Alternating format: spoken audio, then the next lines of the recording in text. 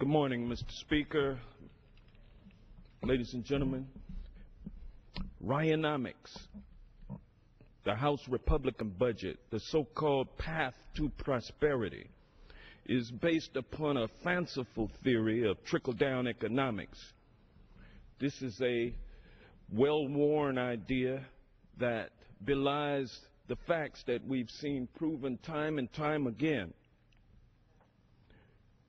That truth is that giving tax breaks and hollowing out the tax code with loopholes for the wealthy while cutting spending for the social safety net and the poor, while cutting everything else that makes America great, that somehow this is going to create prosperity for all. Indeed, the Republicans have played from this same playbook before, and it has failed. It has failed again, and it continues to fail.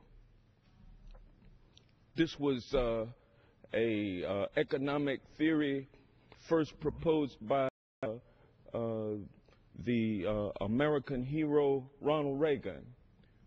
They called it Reaganomics, trickle-down economics. Is what they like to say. It would trickle down to the poor. George Herbert Walker Bush called it voodoo economics. I think he was right on with that,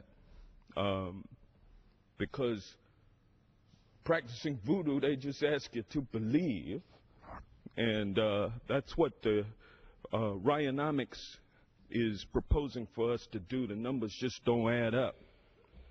Today, we only have to look at Europe to see the terrible effects of severe austerity.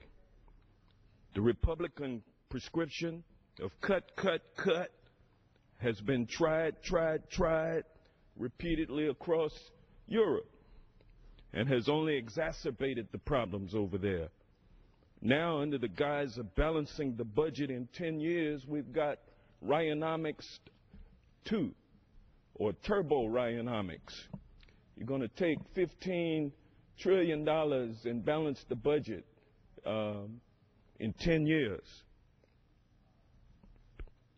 Doubling down on a theory that Americans rejected just last year, 4 or 5 months ago. We rejected Ryanomics. But here we have Ryanomics 2, turbo Ryanomics.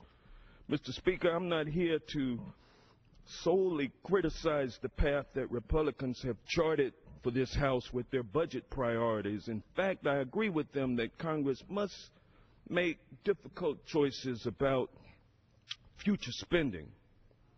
The problem is that often this body asks very little of the rich and the powerful, handing out tax breaks for millionaires and billionaires like candy. And they're doing this at the expense of the middle class and the poor. You see the income disparity between the top 2% and the middle class.